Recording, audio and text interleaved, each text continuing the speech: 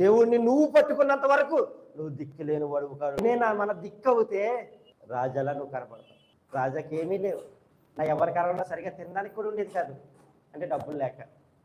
నా అన్నవారు నన్ను విడిచిపెట్టారు, నాకేమి ఇచ్చేవారు కాదు. అవును బిడ్డలారా, ఒక విధంగా పక్షపాతంగా నేను పెరిగాను.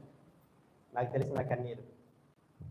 ఎవరన్నా అలాంటి వాళ్ళు ఉంటే ఓదార్చడానికి పెద్ద హృదయం ఉంది నా దగ్గర. ఎందుకంటే నేను అలాగే చూడబడ్డాను, నేను అలాగే బ్రతికాను, నాకు ఎవరు లేరు అని చెప్పి బలపరచడానికి దేవుడు నన్ను అలా నడిపించుకున్నాడు అనుకోండి. సరిగా తినడానికి ఆకలేసేది, డబ్బులు ఉండేవి కాదు, ఏముండేవి కాదు, మనకి ఇచ్చేవాళ్ళు ఎవరు లేరు. అందుకే నేను డిగ్రీ నుంచి పార్ట్ టైం చేసుకోవటం, డబ్బులు సంపాదించుకోవటం, బ్రతకటం.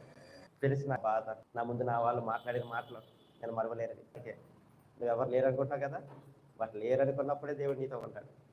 నన్ను ఎలా ఉంచాడో అలా ఉంచుతాడు. నేను చేసిందల్లా దేవుని వైపు నడిచా.